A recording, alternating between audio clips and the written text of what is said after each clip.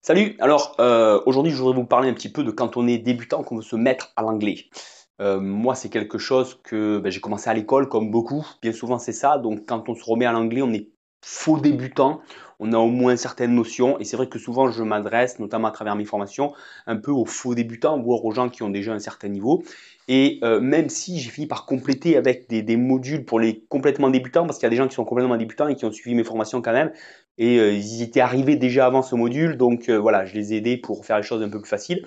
En attendant, voilà, moi, je fais un petit point sur quand on est complètement débutant, parce que aujourd'hui, je me retrouve dans cette situation-là, parce que je me suis décidé de me mettre à l'espagnol. Alors, vraiment, pourquoi je me suis décidé, enfin, dans quelles conditions j'ai fini par passer le pas de me dire, allez, je me mets à l'espagnol, et qu'est-ce que je vous conseille de faire qui fait vraiment la différence? Parce que l'idée, c'est bien sûr de faire ça sur une période suffisamment longue pour pouvoir progresser. Alors moi, il y a deux choses que je vous suggère, et je vous raconte ce que je fais tout simplement. Ça fait très longtemps que je me dis que je vais me mettre à l'espagnol. Alors, on pourrait dire que je suis un faux débutant parce que j'en ai fait à l'école, sauf qu'à l'école, voilà, quand j'avais commencé, même si j'étais motivé, moi, j'avais commencé dans une classe où c'était vraiment carnaval avec un professeur qui n'avait aucune autorité et j'ai commencé avec un an de retard et j'ai jamais vraiment suivi mes cours d'espagnol. Donc j'ai vraiment deux trois notions très lointaines, je connais deux trois mots par-ci par-là et c'est tout. Donc je me considère plutôt comme un vrai débutant. Euh, Ça fait très longtemps que je me dis que je vais me mettre à l'espagnol et je l'ai jamais fait et aujourd'hui je décide de le faire pour une raison. Une raison, je savais que ça me plaisait, il y a des moments où j'étais motivé, j'avais envie de m'y mettre et je me suis dit non, c'est pas la peine parce que je savais que j'allais pas le faire de manière régulière et que ben voilà, l'idée c'est quand même d'en faire un peu tous les jours comme je vous propose de faire toujours pour l'anglais. C'est la même chose bien sûr. Euh, donc pourquoi là je m'y suis mis? Parce que je me suis toujours dit oui mais je vais mettre à l'espagnol mais qu'est-ce qui va m'attirer? Qu'est-ce que c'est quoi le point vraiment qui va me donner envie de continuer tous les jours, qui va m'attirer? Quelle est la vision que j'ai de une fois que je parle espagnol? Et j'en avais pas vraiment parce que pas d'objectif concret. Pas d'objectif concret tout simplement.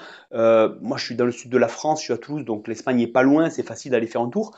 Mais voilà, j'ai pas l'habitude d'y aller, j'ai pas de projet, j'ai rien de voilà rien de construit donc ben voilà, donc je savais que la motivation elle allait faire comme ça et que j'allais pas être consistant vraiment dans mon action. Donc aujourd'hui, qu'est-ce qui a changé? C'est que tout simplement, je vous l'ai raconté, je crois, oui, à travers une autre vidéo, que je m'étais mis à la salsa, à la danse. Et alors bon, c'est cubain, mais du coup en Espagne c'est aussi pas mal développé. Et j'ai prévu de faire un stage tout simplement en avril, donc dans 4 mois en Espagne pendant une semaine. Alors, un stage de salsa. Alors, c'est très bien parce que du coup, c'est en Espagne. Et là, je me suis dit, bah, tiens, j'ai 4 mois devant moi. 4 mois, je sais que dans 4 mois, je vais passer une semaine là-bas. Il va y avoir des Espagnols un peu partout. Donc, forcément, quand je vais être dans le pays, je vais avoir envie de parler, je vais avoir envie de connaître quelques mots, ça va me plaire. Enfin, voilà, ça me plaît. Ça me plaît. Donc, là, je me projette. Là, je me projette, je me dis, dans 4 mois, tout ce que je peux apprendre, je vais être content de le savoir. Et là, ça me motive. Et d'un autre côté, alors, premier point, c'est avoir un objectif concret, quelque chose qui vous motive, une vision. Donc là, vous voyez, c'est pas, enfin voilà, c'est rien d'extraordinaire, mais en attendant, j'ai quelque chose de concret qui me motive, qui me donne envie, et je vais tenir mon objectif pour ça, au moins pour ça, d'accord? Premier point. Deuxième point, c'est que du coup, ça me fixe aussi une date. Une date. J'ai 4 mois.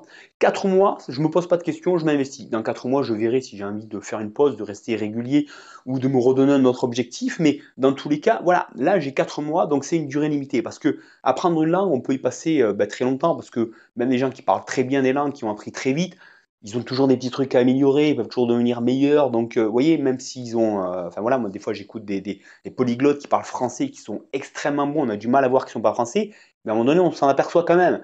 Donc, je veux dire, ils peuvent quand même progresser, vous voyez. Donc, je veux dire, c'est pas sans fin, mais presque, quoi. Donc, c'est bien d'avoir un objectif précis et une durée limitée. Parce que sinon, ben voilà, sinon c'est trop vaste et quand c'est trop vaste, ben on n'a plus. Vous savez, c'est un peu, moi je me reprends toujours ça un peu comme les trucs qui sont pas suffisamment ciblés comme ça, un peu comme un tuyau. Vous prenez un tuyau d'arrosage là, s'il est gros pour une certaine pression, ça va couler tout doucement.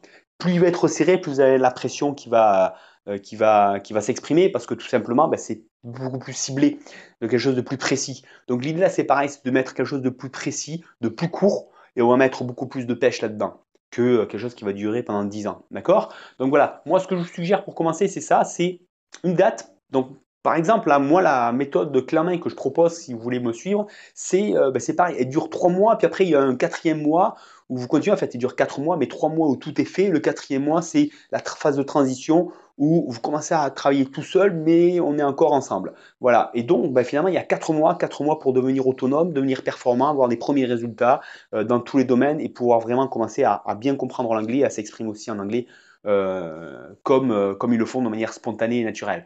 Donc voilà, c'est typiquement quelques mois, c'est pas mal, c'est relativement court. Et de notre côté, on a le temps de faire quelque chose. L'idée que je me suis donnée pour l'espagnol et que je vous propose, c'est toujours pareil, 10-15 minutes par jour. 10-15 minutes par jour, c'est ce que je me suis donné à l'espagnol. Allez, je me mets au moins 10 minutes par jour, 10-15 minutes par jour. Voilà. Alors, j'avance pas forcément vite, mais par contre, tous les jours. Donc, tous les jours, quand même, ça permet de. À la fin de la semaine, on a quand même fait une heure que ce soit d'anglais, d'espagnol, mais une heure d'apprentissage. Et le quotidien, ça paye toujours. Donc voilà, c'est facile, ça me permet de l'intercaler dans mes journées parce que c'est pas ma priorité absolue. Donc je me retrouve dans le cas de plein de gens qui veulent se mettre ou se remettre à l'anglais. Ils ont plein de choses déjà dans leur journée, ils n'ont pas envie de se rajouter une contrainte. Mais là, voilà, 10-15 minutes, ça passe, il n'y a pas de problème à partir du moment où c'est donné quelque chose de très concret et une durée, et on sait ce qu'on fait tous les jours pendant tant de temps, on ne se pose plus de questions, ça se fait tout seul, on est motivé, on se voit progresser, c'est sympa, et c'est ce que je vous propose de faire pour vous mettre en anglais, donc n'hésitez pas. Inscrivez-vous à la chaîne YouTube pour avoir plein de conseils comme ça, et puis allez voir le site parlanglais.training. Je vous explique tout ça en détail, comment faire si vous voulez vous y remettre de manière autonome ou sur une de mes formations. Dans tous les cas, vous avez tout pour vous remettre en anglais facilement et de manière efficace, le plus rapidement possible, parce que le but, bien sûr, c'est d'utiliser sa langue et de se faire plaisir. Donc à vous de jouer, mettez-vous l'anglais, c'est pas encore fait. Et moi, je vous dis à très bientôt. Bye bye.